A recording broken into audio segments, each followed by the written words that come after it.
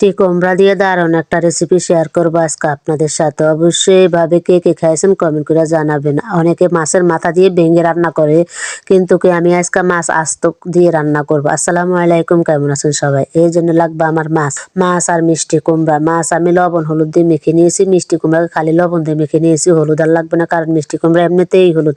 চুলার উপরে আমি ফ্রাই প্যান বসিয়ে দিয়েছি মাছগুলা ভেজে নেওয়ার জন্য। প্রথমেই মাথা দিয়ে দিয়েছি যাতে কড়াইটা পাকাপোক্ত হয়ে যায়, তাহলে আর মাছ নিচে লেগে যাবে না। এই জন্য মাথা দিয়ে আমি সবগুলা মাছ এভাবে ভেজে তুলে নিয়েছি। নিয়ে ফ্রাই প্যানের মধ্যে আমি পেঁয়াজ আর তেল দিয়ে দিয়েছি, কাঁচামরিচ দিয়ে দিয়েছি, দিয়ে ভালো করে নাড়াচাড়া করে লাল লাল করে নিয়েছি। তখন ক্যামেরা অফ ছিল, চালু করতে ভুলে গেছিলাম। যা হোক, তারপরে ক্যামেরা চালু করে মশলাটা দিয়ে দিলাম। এখানে আদা রসুন জিরা বাটা দিয়ে একটু নাড়াচাড়া করে তারপরে ব্লেন্ডারে ঝাড়টা ধুয়ে পানি দিয়ে দিলাম। একটু পানি দিয়ে নাড়াচাড়া করে এখানে আমি গুঁড়া মশলাগুলো দিয়ে দিচ্ছি। দিয়ে দিলাম মরিচের গুঁড়া, হলুদের গুঁড়া, স্বাদ মতন লবণ দিয়ে আমি আবার একটু ভালো করে নাড়াচাড়া করে নিব।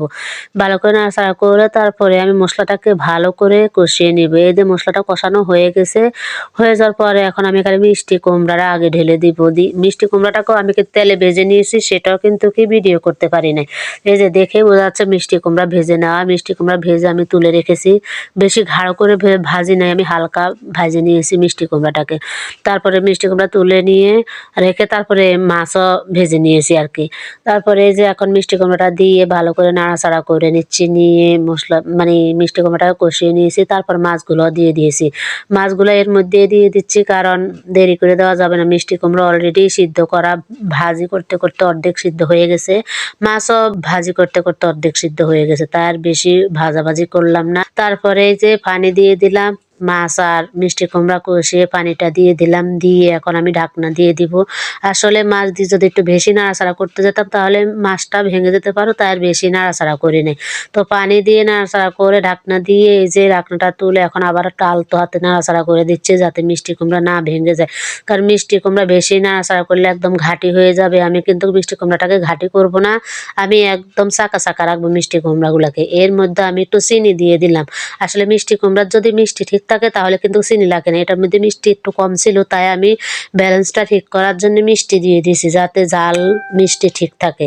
তো দেওয়ার পরে নাড়াচাড়া করে একটু ধনিয়া পাতা দিয়ে দিচ্ছি। ধনিয়া পাতা দিয়ে এখন আর একটু নাড়াচাড়া করে নেবো, হালকা নাড়াচাড়া করে এখন আমি একটু ঢাকনা দিয়ে দিব যাতে ধনিয়া পাতাটা নরম হয়ে যায়।